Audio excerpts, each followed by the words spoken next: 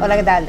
Bienvenidos a Estrategias de Inversión. De nuevo, los accionistas extranjeros marcan un nuevo récord como accionistas de la bolsa española. Es un 43,1% lo que controlan en el mercado nacional. Esa es una de las conclusiones que se desprenden del último informe del Servicio de Estudios de BME, propiedad de las acciones españolas cotizadas en 2016, y de ello vamos a hablar precisamente con su director, con Domingo García Coto. Bienvenido, ¿qué tal?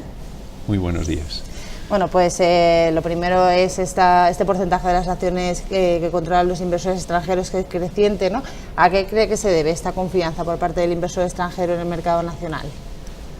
En primer lugar, pues hay factores estructurales, ¿no? Es el atractivo de la economía española durante este periodo largo, durante los últimos 30 años. Además, también pues la bolsa española pues lleva más de 3 décadas en el grupo de los principales mercados desarrollados del mundo, con lo que eso significa en términos de confianza, de eficiencia, de confianza en sí en el funcionamiento del mercado.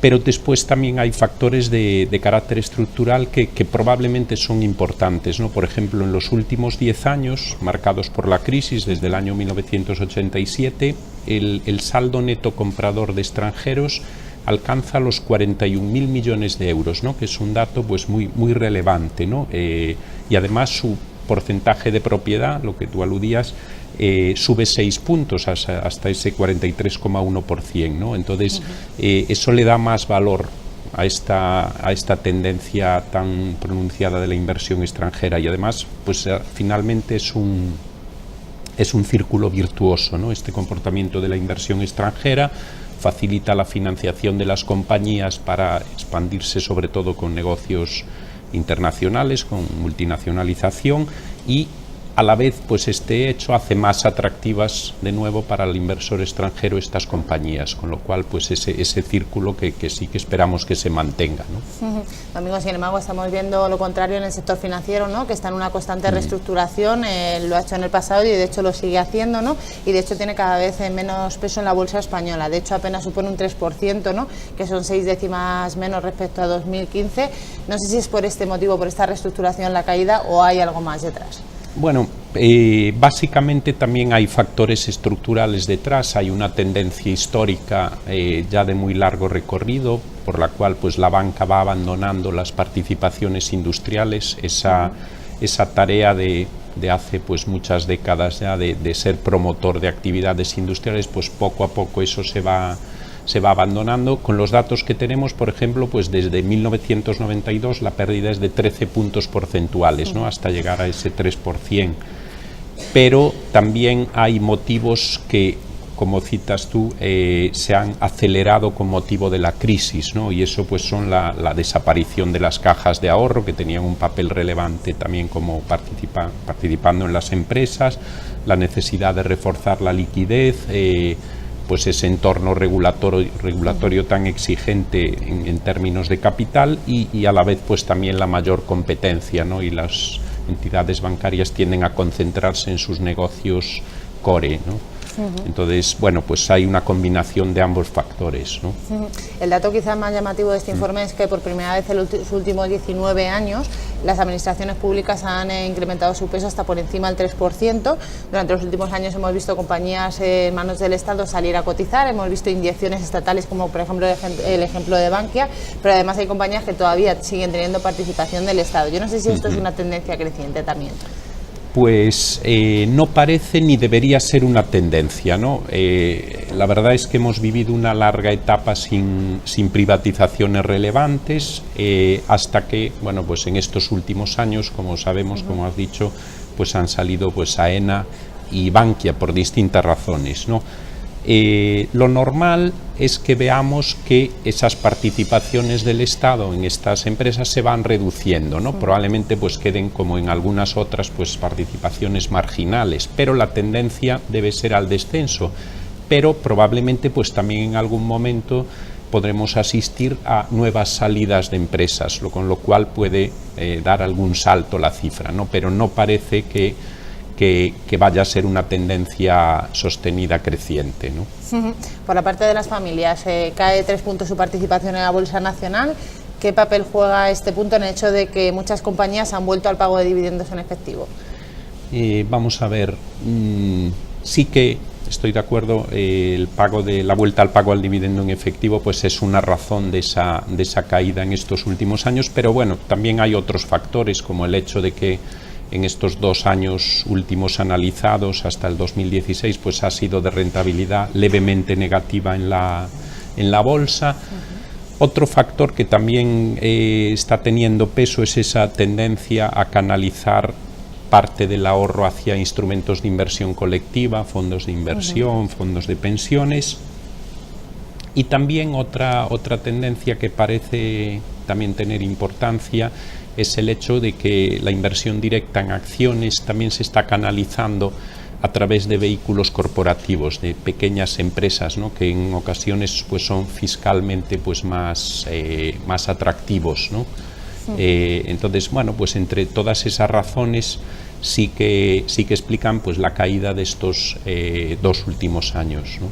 A pesar de esta caída en el corto plazo, entre comillas, ¿no?, si lo miramos desde el inicio de la crisis, se ha incrementado el peso de las familias en el mercado nacional. Yo no sé si ha tenido que ver con la complacencia que han dado los bancos centrales con esta expansión monetaria y si el máximo alcanzado por la riqueza de los hogares también se ha derivado de este hecho.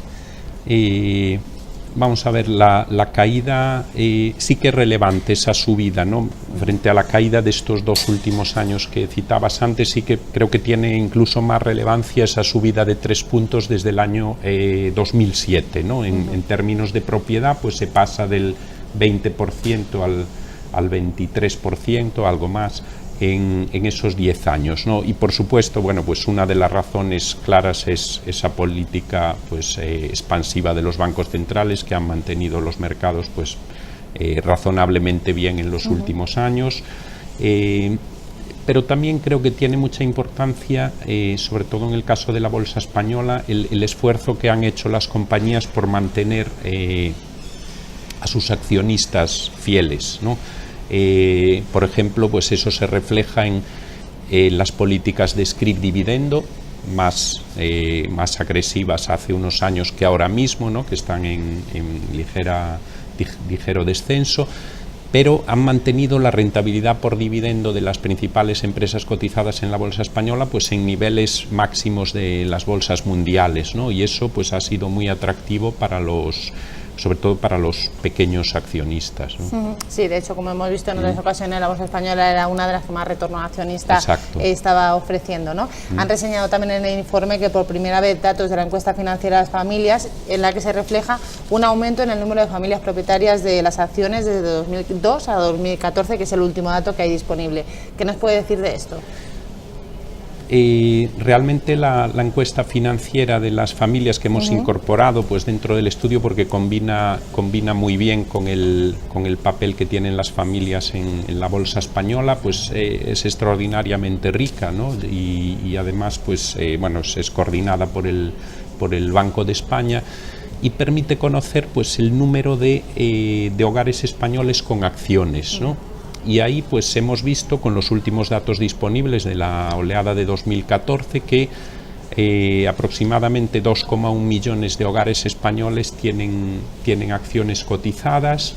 Esos hogares agrupan a algo más de 5 millones de personas, en concreto pues 5,2 millones de personas que tienen exposición a acciones, exposición familiar, ¿no? Y quizá lo más relevante de todo es que hay una tendencia creciente desde 2002, ¿no? En 2002 pues eran 1,5 millón y medio de familias españolas que tenían acciones y ahora pues son 2,1 millones, ¿no? Hemos crecido pues más de medio millón, lo cual pues es una muy buena noticia, ¿no?, para el sistema financiero español, para la bolsa española en particular, ¿no? Eso cuando hablamos de familias, si hablamos de instituciones de inversión colectiva, de las manos fuertes, ¿no? Fondos de inversión, aseguradoras, han reducido su porcentaje en el capital de la bolsa española hasta el 7,4%. Esto es porque no le gusta la renta variable, porque hay algún mandato de no tener tanta exposición al mercado. ¿Qué hay detrás de esta reducción de la exposición a bolsa española? La reducción es en los últimos años es leve, ¿no? Hacemos referencia, pues hay una caída de unas décimas en este último trabajo, pero lo que sí es importante, bueno, primero de todo aclarar que en ese 7,5% están las instituciones de inversión colectiva españolas, fondos de inversión y fondos de pensiones, las aseguradoras y además otras financieras, ¿no? Pero son españolas. La inversión extranjera en muchísimos casos también se canaliza a través de instituciones de inversión colectiva, pero eso lo contabilizamos en la parte de extranjeros, en ese 43%, ¿no? Entonces aquí estamos hablando estrictamente de inversión colectiva y de otras financieras en la bolsa española, ¿no? Y esa cifra es muy baja, ¿no? Es muy baja en comparación con otras bolsas europeas, ¿no? Pensamos que debería tender a corregirse, ¿no? Y parece que ahí hay una cierta tendencia en las familias pues a invertir en instrumentos de inversión colectiva. Las razones por las cuales preguntabas, pues básicamente parece que en España se produce pues un volumen de inversión directa en bolsa por parte de las familias superior a otras bolsas europeas, eso detrae recursos, y después también parece haber algo que también, por ejemplo, los trabajos de Inverco ponen de manifiesto, de la Asociación de Inversión Colectiva, de instituciones de inversión colectiva, que es que el ahorro que está en fondos es básicamente es muy conservador por el momento, ¿no? Entonces pensamos que en los próximos años debería pues haber una tendencia a la corrección, pero por el momento pues no la estamos viendo, ¿no? Al final el inversor es muy conservador por naturaleza, ¿no? Y tiene que dar ese paso a la renta variable si quiere maximizar, ¿no? Sus inversiones.